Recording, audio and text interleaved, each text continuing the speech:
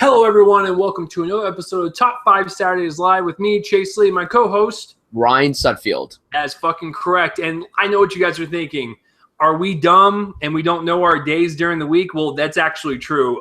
Brian doesn't know what a Friday is. I don't know what a Thursday is. So we're kind of fucked up on our days, and that's why we're recording this on Tuesday. No, I'm actually going out of town starting Wednesday through Saturday. So I'm going to be gone for the bulk of the week, so we got to do this now. And if you're watching live, then you can watch this now, but after we're done recording, I'm going to wait for it to be reposted on Saturday. So if you watch it now, you're good to go. But no one ever watches this, so it's okay. You guys are fine. But this is a show where we give you our top 5 lists based on a movie that's coming out on a Friday. So we'll pick a movie and we'll go top 5 horror films, or top 5 Tom Hanks movies, or top 5 Martin Scorsese movies. We'll pick something that is applicable to the week. And so this week, there's a shit ton of movies coming out. We have American Ultra. We have Sinister 2. We have Digging for Fire. Brian, what are some others? Was that it? Hitman. So we could have done virtually anything, but Brian picks these topics for the week. And so we went with Sinister 2, and we're going to go over our top 5 sequels, but they're only second installments, so they're a true sequel. Now, listen, we'll do like best third movies down the line, or best fourth, or whatever when that week comes. But for right now, we're just going to do our favorite second installments. But this show is live, like I said, and we don't know each other's lists. That's what's great about this. So to start off the show, we do honorable mentions. Brian, go ahead and go first. What are some sequels, second installments, that didn't quite make your list, but you were just like, I still want to give it a shout out? The two that almost made the list were The Two Towers, War of the Rings, and Spider-Man 2. Now, the other honorable mentions are X-Men 2, Shrek 2, Rocky 2, The Bourne Supremacy, 22 Jump Street, American Pie 2, Aliens, Back to the Future 2, which could be on anyone's best or worst list, but it's on my best. Harry Potter and the Chamber of Secrets, Before Sunset, which I really wanted to put on. It was so close to be there. Dawn of the Planet of the Apes, Wrath of Khan, Star Trek Into Darkness, Temple of Doom, Indiana Jones to be exact, and Kill Bill Volume 2. That's a hell of a list. Yeah, I got a lot of same ones on there as well. I do have X-Men 2 on there, X-Men United. I still remember when I was in the theater, and I sat in there with my fat 13-year-old self, or 12-year-old self, and I remember the whole White House opening scene. Like, I remember as soon as that started with Alan Cummings as a Nightcrawler, I was like, oh, hell yeah, we're in for a great time. And I'm a huge fan of the X-Men franchise. I didn't put The Dark Knight on there. You gonna shoot me? You gonna shoot me, audience? Ooh, Brian looks a little pissed. Okay, I have Hellboy 2, Dawn of the Planet of the Apes. Oh my god, Hellboy 2. Yeah, what the fuck is wrong with you? There was a lot of sequels, dude. I know, there was a lot. Insidious 2, Captain America 2, 28 Weeks Later, Blade 2, Avengers 2, 22 Jump Street, Aliens, Clerks 2, Austin Powers 2. So, that was on this morning. I was watching that this morning. I love The Spy Who Shagged Me. Fantastic. That's the introduction of Fat Bastard. Yes. So yeah, we're going to get started with our list. This is going to be a good one, because the deal is with this episode in particular is that Brian and I are going to have a lot of blockbusters. So we're not going to have a lot of independent films, or we might, I don't know. But as far as like these lists go, they're going to be straight up blockbusters, because usually blockbusters are the ones that are in franchises and stuff, and they're the ones that have sequels. So you're going to see a lot of, the big loud movies, but maybe we picked some smart ones in there that, we have that on our list for a reason. So with that being said, I'm very eager to see what Brian put on there, because I know he's got The Dark Knight on there somewhere, since I didn't put it on there. So, Brian, what is your number 5? My number 5 goes to The Godfather Part 2. Fuck, I forgot about that one. See, when you said Captain America 2, I'm like, oh, fuck, I forgot that too. There's too many people. Don't yell at us, okay? I know, man. Godfather Part 2, I know there are a lot of people out there who say this is better than the first one. it's on the same level for me. I can't say this one's better than the first one or the first is better than the second one. I mean, with the addition of De Niro as young Vito Corleone, it's one of the best performances I think ever. I mean, you get more of Al Pacino as Michael, and it's. I mean, the movie it's 200 minutes long, so it's 3 hours and 20 minutes. It goes by very quick, in my opinion. And when I saw it for the first time and it ended, I'm like, that's it. And then when I looked at the time, I'm like, that's it. That was how long it was. That went quick, but it's a great sequel. I think the direction is superior. The writing is superior. It won the Oscar for Best Picture, just like the first one. And it's a great sequel. It's probably the best sequel from the 70s. But if you guys have not seen The Godfather, if you're a film fan, you have to check out The Godfather no matter what. I'm looking at a poster for it right now, and Vito Corleone looks like he's going to kill me. So, okay. But Godfather 2, fantastic. Check it out if you haven't seen it. But, of course, watch the first one first. That's a great choice, man. I completely forgot about that. You know what's really strange is that my first exposure to the whole Godfather trilogy was actually on TV. I remember catching bits and pieces as a kid and stuff, and I eventually watched them and stuff, and they're some of the best movies ever made, and I completely forgot about that one. Except for 3. You know what's like really great about my list? I didn't realize this until now. I have one literally in each genre.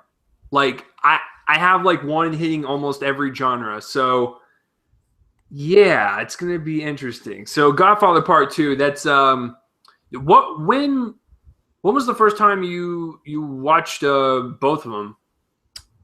I watched both of them for the first time about 2 years ago.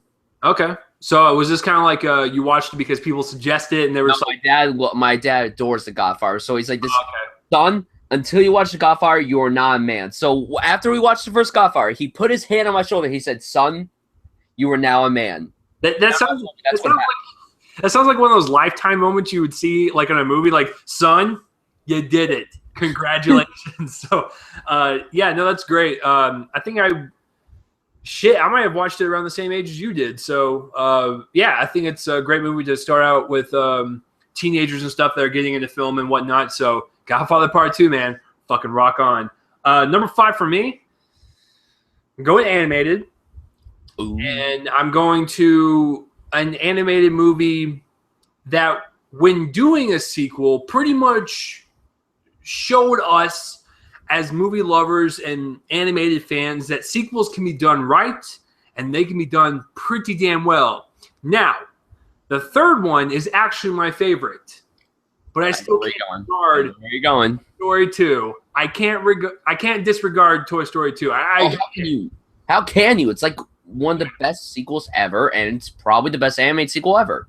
It's fantastic, and it showed us that sequels can be great, and they're not just cheap, and they're whatever. It had thought to it. We got introduced to new characters like Jesse and Prospector and stuff, and we got to go more into Jesse's backstory and how she was abandoned as a toy. It was more on Woody. Like Woody was more of a focus in this film. Yeah, I mean, the last one was Buzz and Woody. This one was more of Woody.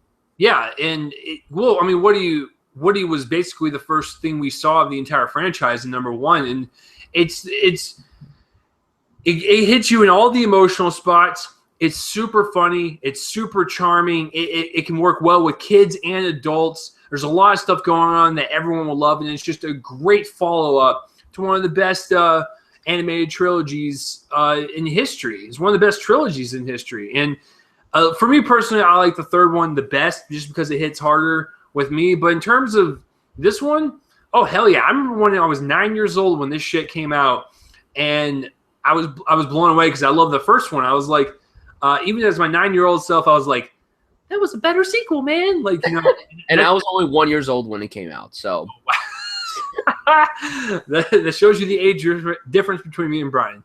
But no, like it's a great sequel, man. It's funny, it's charming, it's got a lot of heart to it. I actually like the additions to Jesse, Bullseye, and Prospector. They're great characters. And Al. Al was hilarious. Fucking Al, man, voiced by Wayne Knight. And he actually looks like Wayne Knight. That's what's fucking weird about it. So, great follow-up to a great movie. What more can you say, man? It's fucking Toy Story. So, that is my number 5 spot. So, if I had that as my number 5, what the fuck is my list, man? So, yeah, number 5 for Toy Story 2. Brian, what is your number 4? My number 4 goes to Terminator 2 Judgment Day. Nice. Okay, so why is that so low on your list? You a Because the 3 films are better than Terminator 2. Now, no. I'm just saying, but they're still great movies. I mean, I feel like I said everything I had to say about this movie on our Schwarzenegger episode. I mean, it's superior to the first film, which was still fantastic and all, but this had better visuals, better story, and it was bigger in scope, and it worked so well. Like, it still holds up to this day. Came out in 1991, and it still holds up to this day.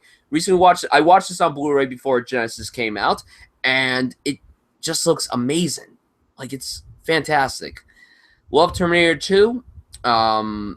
It's great. There's nothing else to really say about it. It's fantastic. Yeah, it's we'll get to it. All right, so that's a great choice there, but I'm just fucking curious why it's so low. You know, just wondering why. Yeah, so my number 4 was actually on Brian's honorable mention. Now, I'm actually one of the only few people who actually like the sequel better than the first one. And let's not twist my fucking words.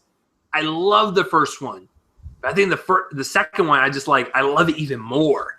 I remember watching the first one because my dad's a huge fan of it. And so is one of my friends I've been friends with since I was 10 years old. I remember like he was a huge fan of it. My dad's a huge fan of it. And then I watched the sequel and I was like, this is even better, man. Like I loved the whole time travel aspect. I loved just all the references. I love the story. I love the characters. And I love the fact that Biff is just one fucking big ass bag. So I'm going Back to the Future too. And I said that on air, and this is going online for everyone. I love the first one, but I love the second one even more. I love taking the first one and then going back to it and having this other alternate storyline go on at the same time. It's super inventive. It's super fun. And I love this whole franchise. It's a very fun sci-fi adventure that you want to go on with Doc Brown and Marty McFly. And I'm a huge Michael J. Fox fan. I love Christopher Lloyd as Doc. So I think that's the one thing I always like vouch for when it comes to the sequel is I love the fact that it goes back to the first one. It has this alternate storyline, and it also has the storyline with the almanac and stuff. I actually like that. It's really clever, and it's something Biff would fucking do: steal an almanac and cheat on sports scores for like 50 years. What a fucking douche! I hate you, Biff. I hate you, Biff. And of course, Marty's mom has like the biggest fake tits I've ever seen in my life. You're so big. You're so big. Oh, it's so bad. Incest for everyone. No, it's just a fantastic sequel. I love Back to the Future franchise. And listen, I know number 3 gets a bad rap. It's not that bad. I actually like 3. But I like 3 too, but it's probably the worst of the franchise. I mean, yeah, if I had to rank them right now, I'd go 2, 1, 3.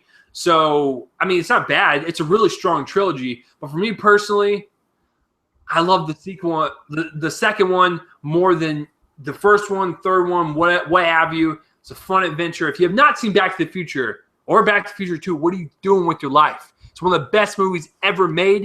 And I think the sequel is just a great follow-up to that. And I think it's one of the best sequels ever made. So that's why it's number 4 for me. So with that being said, Bri, man, what is your number 3? Your number 5, Toy Story 2. What the? What? What the frick? The frick? What? Seriously? We're having too much in common. It needs to be different for the people watching. Okay. Oh yeah. By the way, you didn't mention this. It actually won it was the first anime film to win the Golden Globe for Best Picture. Oh really? It was either that or The Lion King. It doesn't say. Oh. It says here the rare sequel that lives up to its predecessor. True. Yeah, it's fantastic. Chase said pretty much everything I had to say. I mean, yeah, pretty much, and it's great. Love it. Well, I mean, just check it out. Listen, you know when it's a good ass trilogy when the first one has 100%, when the second one has 100%, and then some fucking D-bag hated the third one, so now it has a 99%. It's one of the highest rated group of movies ever on Rotten Tomatoes. It's insane. It's universally loved by everyone. So, and just let me say something. I know people are gonna give me shit for saying this. When that song came on by Sarah McLachlan, it made me tear up like a little girl. Okay, it's rare for me to cry during movies, and you're probably going, "Oh, he's such a wimp for crying." People, if you don't cry or feel something during that particular scene, you have no fucking heart. Brian, who the fuck cries during Toy Story? Okay, actually, I cried at 20 years old seeing Toy Story 3 when they go in the incinerator. So we all cry at certain moments during this franchise. But yeah, Toy Story 2, man. So for number 3, I'm going with Brian's number 4, Terminator 2: Judgment Day, son. Listen, you want to talk about like a sequel that ups the fucking ante? It's this one. The first one was made on a modest budget of like, I think $6 million, and it makes like 90 to 100 million worldwide. Huge profit. So what does James Cameron get for the sequel? $100 fucking million for the budget. But it grosses like, I think 500 million worldwide. So it's a huge profit return. It's a sequel that does everything just more than the first one. The first one is like a great science fiction horror film. It's so much smaller and so much story based. I'm not saying the second one isn't story based, because it is. It's just on a grander scale with a bigger budget and more action. And the action sequences are some of the most visceral, gritty action sequences you will see in an action film. And the thing is, with this movie, it modernized special effects, like computer-generated effects, and it made them more feasible for people, because James Cameron put in computer-generated effects that were unfathomable back in the day. Like the whole the T-1000 going through the bar cells or whatever. Mm-hmm. What the hell, man? Like that's a movie that was made in 1991, and the effects still hold up. And this has one of the best car chases by a helicopter I've ever seen. And fun little fact, that scene, the camera crew would not film it because it was too dangerous. Because kids, this is when movies had to be made actually for real, and they couldn't just be computer generated on a soundstage. So James Cameron actually got behind the camera and he shot it himself to get these shots of this car running away from this helicopter that was literally touching the highway. So it's such an exciting movie, and it's got a lot of good characters from the first one, just expanded more on the second one. I love Arnie as the Terminator. He's fantastic, and he's a good guy in this one. That's what makes it so much different than the first one. The first one, he's the bad guy, and the second one, he's the good guy, protecting John Connor. And the only criticism I ever had about T2, I hate Edward Furlong. I know the kid was a super youngster when he started, and then his balls dropped in the middle of production, so they had to ADR all of his lines. But I don't like the mix. I don't like the ADR to what's happening on screen. It's so apparent, and it just takes me out of the movie. I've never liked Edward Furlong. Sorry. But other than that, it's one of the best action movies ever made. One of the best sequels. It takes this small idea and just expands it to this grandiose thing. And it's just exciting, man. I remember when I watched the first 3 in preparation for Genesis, and it's still my favorite one of the franchise. And the first one's fantastic. So yeah, man, T2. I think I just blew my load on my desk because I just love talking about it. So Terminator 2, good old J-Day, is my number 3 pick. Now, this is going to get really interesting.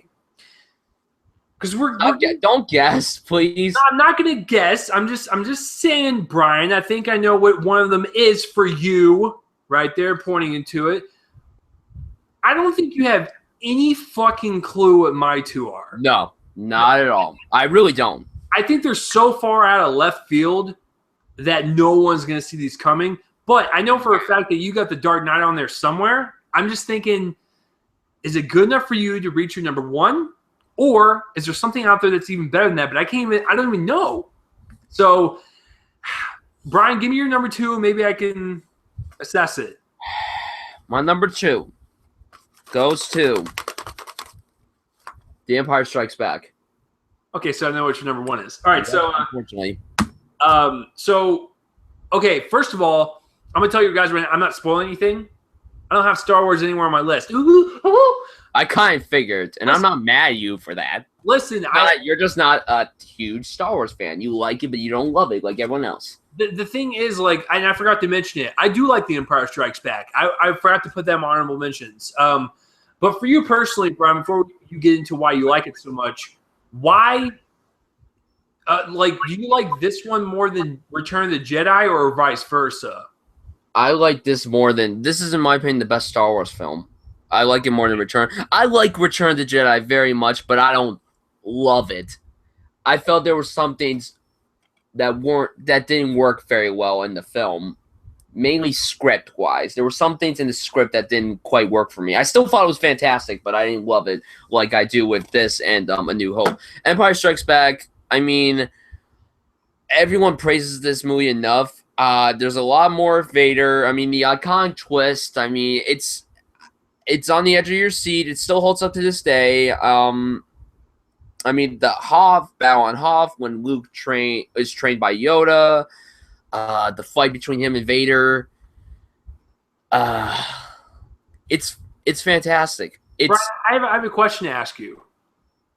Does this movie count since it's technically number 5? It is number 2 for me. It technically is the second Star Wars film. Release-wise, it is the second one. Okay, yes, this may be episode 5. That doesn't mean it's the 5th one. To me, the 5th one is Attack of the Clones. That's how it is to me. Okay. I don't call it Star Wars Episode 5. I call it simply The Empire Strikes Back or Star Wars The Empire Strikes Back. Hey, man, we made the rules on this episode, and I didn't know if you were okay with that and if you could justify it. I don't like that people label this as the 5th Star Wars film. Listen, I think you made a good point in the fact that it was released second. That, to me, would count. So that's a good argument, is that it's released second, so it totally counts. So, yeah, I have no problem with that. But, no, like, guys, listen. I'm going to say this once and I'll say it again. And I'll probably say it in the near future. I like Star Wars. I do. I like it a lot, actually. I like it a lot. I like it a lot. But I'm not like the hugest, like, I'm going to go jerk off to something Star Wars related in the corner. I'm going to jerk off to something Marvel and DC related because that's just what I have a passion for. I have a passion to geek out over comic book movies and to understand comic book movie lore and to get inside these universes and know what's going on and, like, just map everything out and stuff. I love doing that. And I'm a huge Lord of the Rings fan. Star Wars, I like it a lot. I'm just not goo-goo gaga poo-poo pee-pee shy over it. So, I just I'm sorry to disappoint all of you. I know you guys already fucking hate me, but maybe this will knock it down a couple pegs for you. So interesting. You got Star Wars on there. I want Brian to at least try to attempt number 2 for me. No, I can't. Nope. If you give me a hint, maybe I'll figure it out. Is it a blockbuster sequel or is it an indie sequel? I would say it's more of an indie, even though it got a slightly bigger budget. I don't remember if you put this in your honorable mentions. Shit. Is it from a director we were recently talking about? No. Fuck. Okay, that's not it. Yeah, I don't know. Okay. I thought it was Before Sunset. That's what I was thinking when he said indie. Yeah, you're definitely wrong on that. I think Joey Hollywood would be pretty damn proud because I'm putting Evil Dead fucking 2 on there. Are you kidding me? Ooh. Listen. Oh, I don't really. No, true. Okay, you're right. Listen. You want to talk about a movie that ups its game from the first one, literally does the same story as the first one, but changes the genre and doesn't make it a serious horror film and makes it a horror comedy? Oh, fuck yeah. It's it's such a unique experience from the first one. It can literally stand on its own.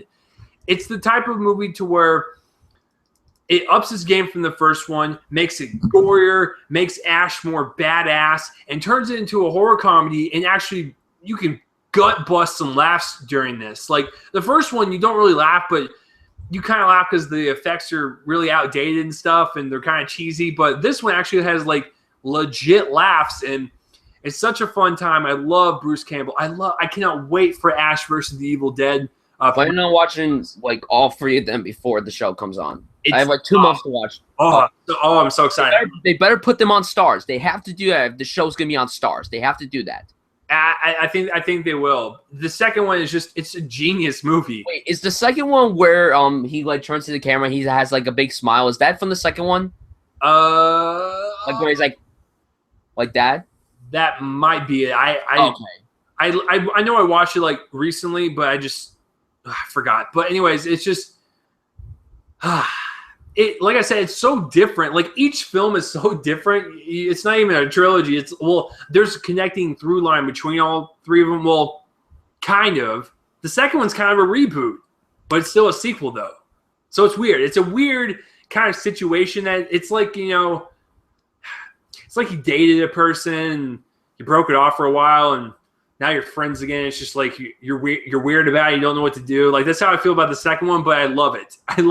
I love it to its core. It's probably my favorite one out of all 3. I love Army in the Darkness. It's a very fun like fantasy movie, and the second one's more of a horror comedy, and then the first one's more of a straight horror film. So they all have each their own genre. But I love the sequel, man. There's really nothing more to say. Bruce Campbell, groovy. So Evil Dead 2 is my second favorite sequel of all time. It never gets old. I've seen it like 5 or 6 times. It's one of the best, guys. And if you want to learn how to do horror comedies, like from a directing, writing, acting standpoint, it's all there.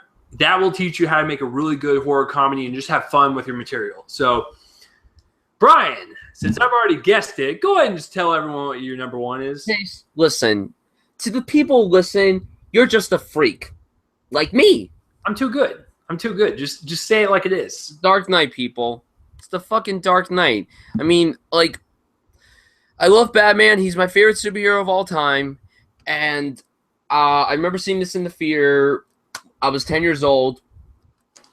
Well, one of the best things about this was seeing the Harry Potter and Half-Blood Prince teaser before this. But then, once I saw this, the day after this, when I saw it, they announced, oh, now it's coming out next year. And I'm like, are you fucking kidding me? So, yeah, I mean, okay.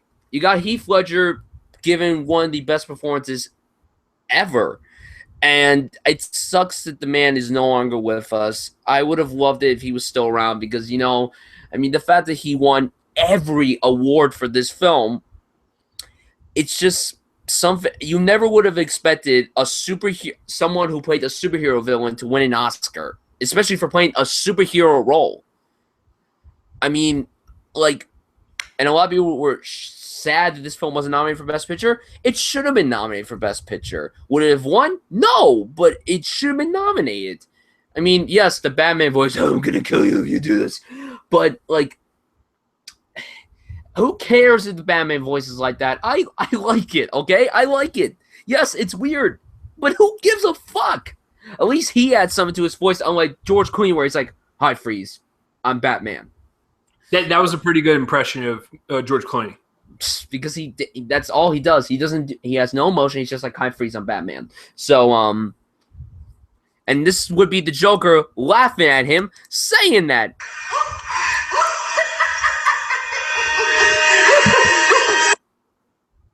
Yeah, the Joker would be like, at him. Not like that, but obviously Heath Ledger could do better. But the movie's fantastic. It's one of my favorite films of all time. It's my favorite superhero film ever. I could rewatch this movie, never get bored. It's such a long film. I believe it's the same runtime as Boyhood, and Boyhood was 2 hours and 45 minutes. Now, Boyhood, a lot of people say, did not feel fast. I thought it was a pretty fast film while still feeling the pace. This film, I don't feel the pace at all. I can watch this movie, and it feels like I only saw it for an hour. And when it's over, I'm like, damn, that went quick. It's It's just a fantastic film, and Christopher Nolan really did a great job. I'm really shocked that it didn't even win Best Visuals at the Oscars. Yeah, you give it to Curious Case of Benjamin Button, which is a good movie. Whoa. Listen, that had great visuals, but this was all practical. Oh, fuck no.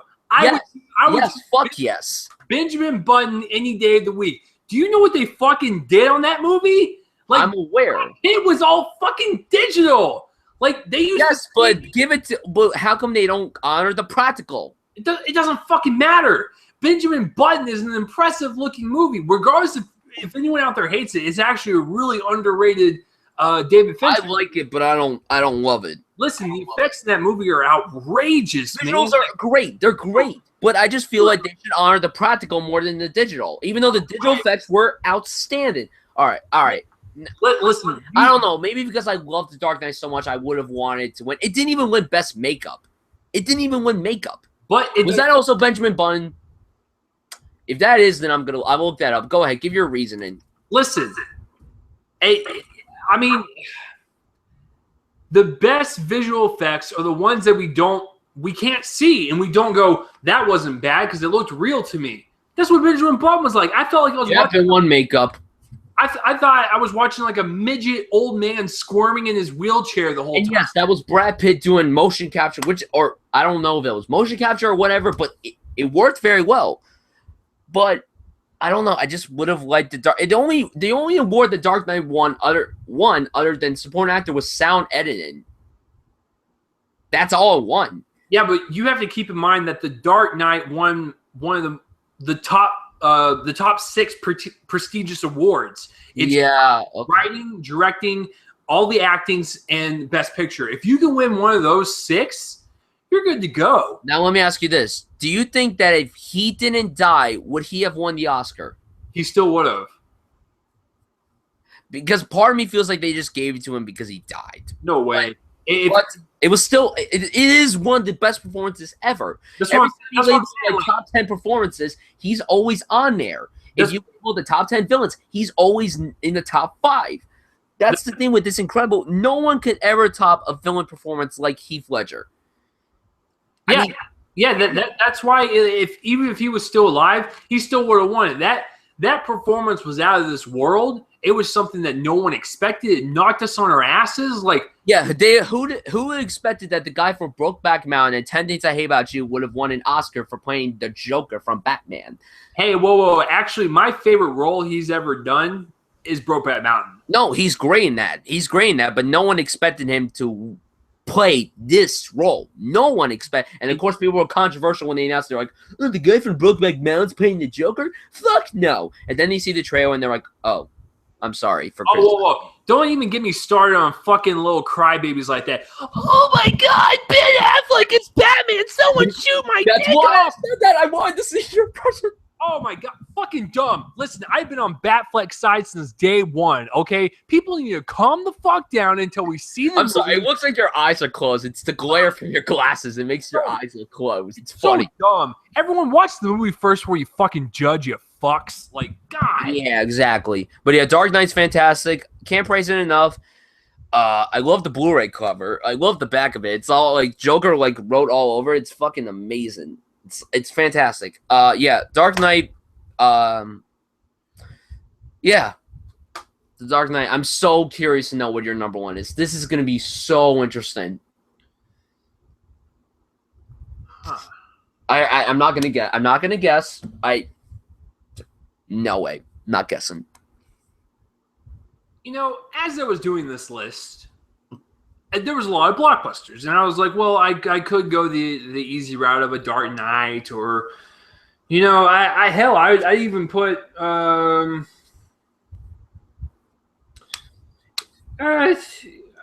put Toy Story 2 at number 1 if I didn't have anything to pick. But I was really thinking, I was like, well, what's a sequel I really didn't see coming? And I was kind of in the process of watching all 3 of them in a row on one night, and it's different among the first and the third one because it adds a little bit more emotional weight to it, and it adds a little bit more emotional stakes to it to have them kind of choose between them and everything. And I'm gonna let you guys know, I'm a little romantic at heart. I am. I'm a sweet dude. I put Before Sunset. That's my number one. Oh, yes. Listen, guys, I could. I just want to say this right now, guy. I'm not a romantic guy, but that film is fucking amazing. Those three films are that's one of the best trilogies I've ever seen. To be quite honest, it might be the best trilogy we ever had. It might be. I don't know what I'm saying, but I rewatched three of those films this past weekend, and they're just all fantastic. Before Sunset is actually my favorite of the entire trilogy. And also, it's only like 8 minutes long. Just let you guys know that, right? There are so many long takes in this movie. It's amazing. There's this one shot where they're walking from like upstairs or in a cafe to like outside Paris, and it's like 11 minutes. It's like amazing. I cannot imagine what it would have been like if they had to restart that whole thing. Like, it just would have been so much. But it's fantastic. The dialogue is great. The direction by Linklater is fantastic. I'm glad that Ethan Hawke and Julie Delpy co-wrote the script with him. It's amazing. Great film. I'm sorry that I interrupted you, but I'm glad that Brian is gushing about it way harder than I am. I really don't like romance movies, but these are different. Brian's right. It's one of the best romantic trilogies in history. No, the best romantic trilogy we've ever had. Yeah, it's fantastic. And the thing about this is, the first one was made in 1995. And the second one was in 2004, and then the third was in 2013. So they literally made it every 9 years, and they had it coincide with the actual characters as well as the actors aging appropriately. That's what's so amazing about this. And the dialogue is so natural, and it feels like we're watching two people fall in love on screen. It doesn't feel forced. It just feels very flowing. The reason why I like this one the most out of all three of them, I'm not going to spoil anything, but the first one, they meet. And they start talking just to get to know each other. They're two innocent people just kind of flirting with one another and just getting to know more about them. The second one, they meet up again, but I'm not going to spoil any of the characters or what they do, but there's more conflict there on each of their sides to where it's hard for them to be together. And then the third one, they're actually together, and so there's emotional stakes there. But we kind of see this journey almost come to a close. So that's why the second one's really important, because it's kind of like that one where like they have to make up their minds and go, do we really want to do this? And it just shows you the power of love, my friends. And I love Linklater's direction in this. It's like what Brian said. These are long-ass takes. Every single one of these movies, Ethan Hawke and Julie Delpy have to do a long 10-minute scene at least. And it's just impressive acting, impressive dialogue with impressive direction. It's a sight to behold, and I have to give props to Adam Bilbrey. This motherfucker, he was like, listen, it's one of the best romantic trilogies. I was like, dude, I'm not really into romance movies. I have like a select few I like, but I'm not really into them. I watched all three in one night, and I was tired as fuck when I went to work the next day. That's how engaging these movies are. They're 99% dialogue. It's just two people talking, but it's the most engaging love story you will ever see in your life. I agree, guys. It's fantastic. Before Sunset is my number one favorite sequel. I'm a romantic guy at heart, guys. And I just want to say this right now. These three films combined, I label them as Linklater's best films. Like, I label them as one film and they're his best. People could say Boyhood. Boyhood's his second best. These aren't my favorite ones. My favorite was School of Rock, but the Before series are his best films. Just saying that. I agree. I have nothing more to say. It's listen, guys, if you have not seen the Before, like, this is how much I love the movie. I probably shouldn't say this online, on air, but I'll say it. Listen, guys, I don't like piracy at all. But I can't be a hypocrite and tell you I haven't done it myself, because I have. Adam, he told me where I could go to see them. I saw them all. But here's the deal, though. I actually turned around and bought them. That's the difference. I didn't just watch it for free and didn't do anything about it. I saw them for free online. I shouldn't have, but I did. But I'm glad I did, though, because I literally went to the movie place the next day, and I bought all 3 of them. And I will show you as proof. Watch this. I wish I had them.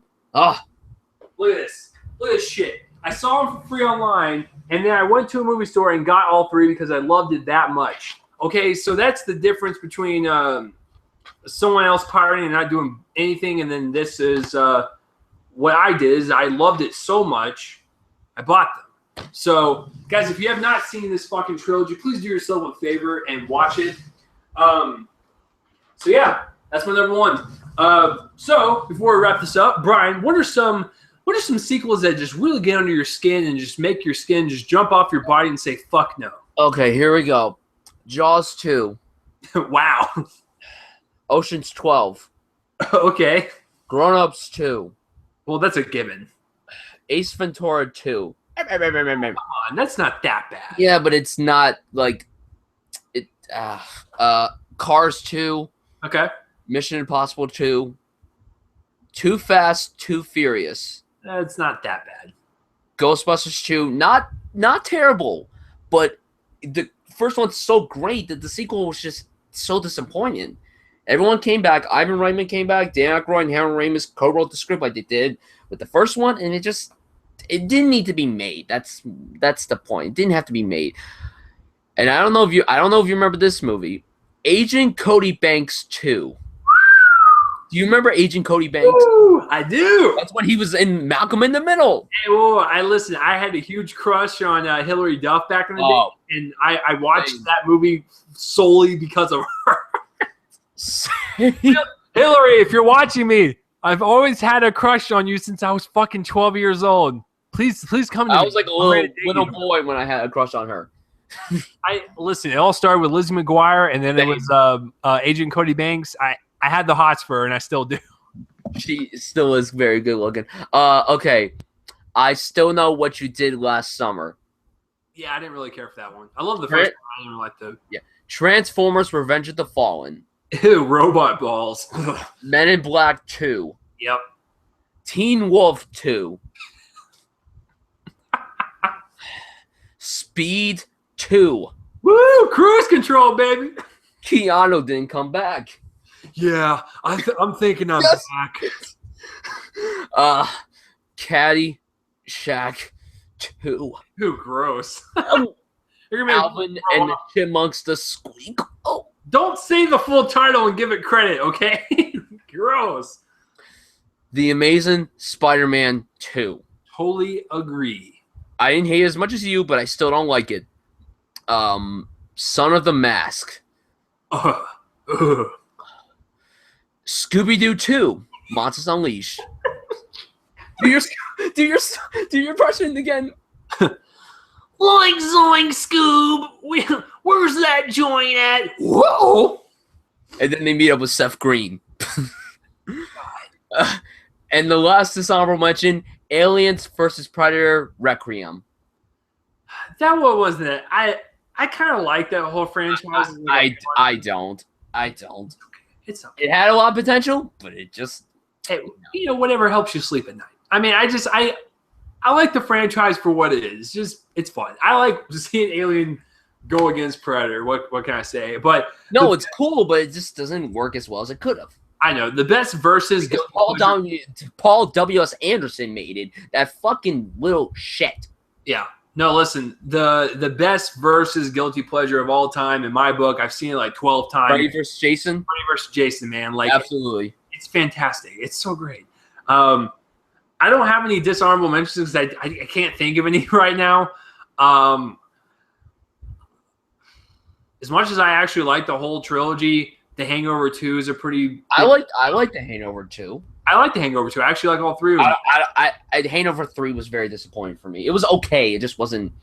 It wasn't awful. Like, a lot of people did not like The Hangover 3. I didn't really... I wanted to like it more. But I just Dumb and Dumber 2 comes to mind. I didn't hate Dumb and Dumber 2. It's in the middle for me. I didn't go in with that much expectation. I just did you go with high expectations? Kind of like the first one's the best comedy of all time. But what was the last good Farley Brothers movie? Doesn't matter. It's Dumb and Dumber. It's the best one they've ever made. Yeah, but one that was very disappointing was Kick-Ass 2, in my opinion. I love Kick-Ass 2. I love Jim Carrey in it, but he's not in it enough. Guys, I support the film. That's why. No, I like Kick-Ass 2. I mean, honestly, I can't. I don't hate it. Let me look around my collection right now, just real quick, and see if I can conjure up something. Another dishonorable mention: Blues Brothers 2. Yeah, that one's pretty bad.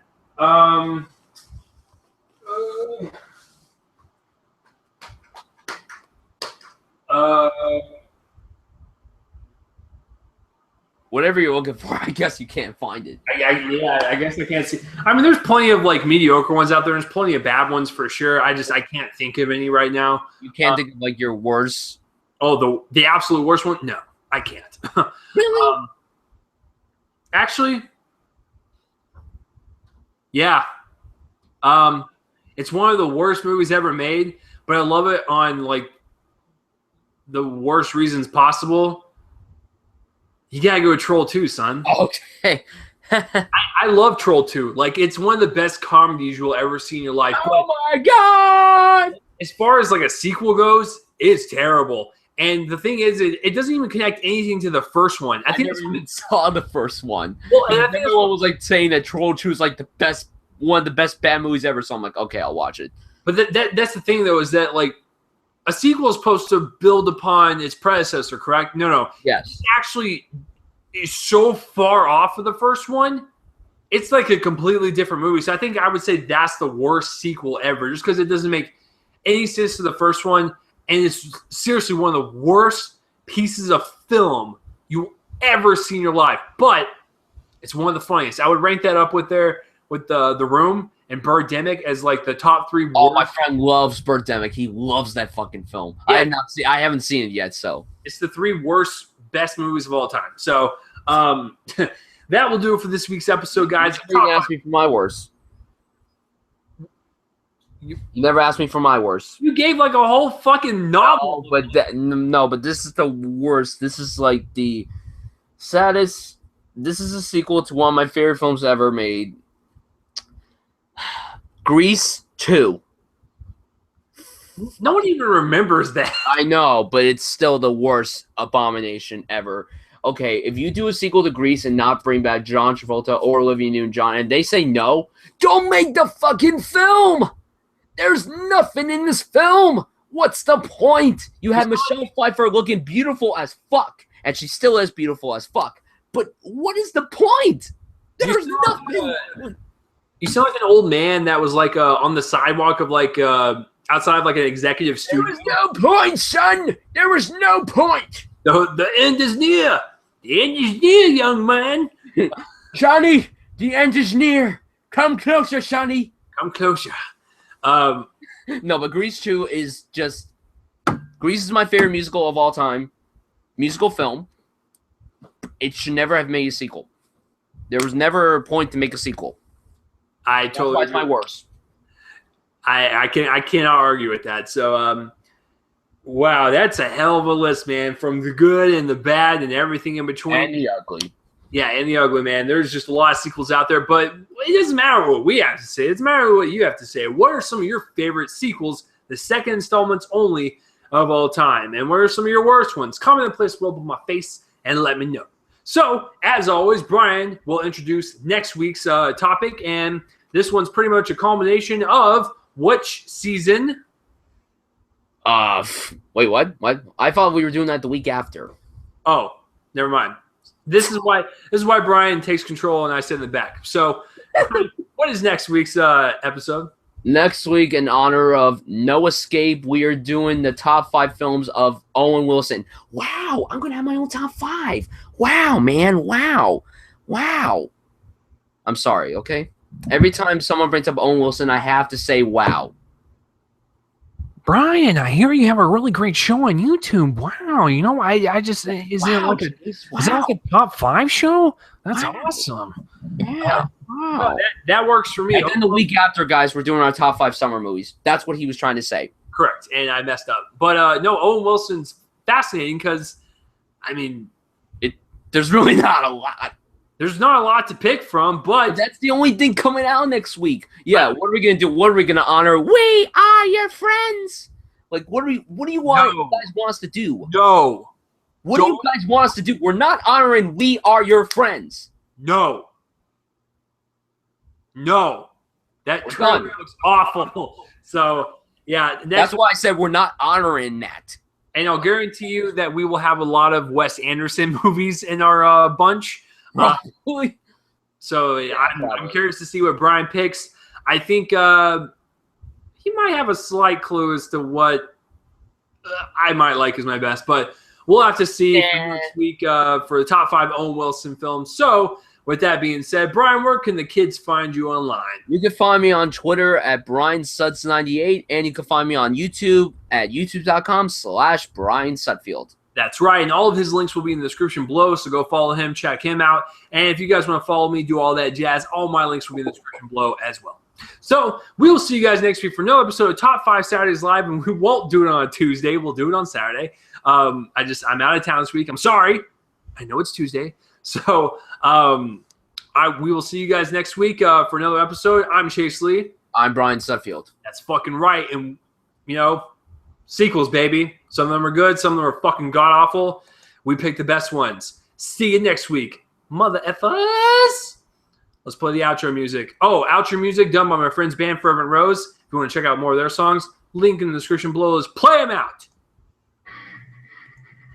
Yeah. Troll 2, man. I watched it on Netflix the other day, and it still fucking holds up as one of the best comedies ever. See you guys later.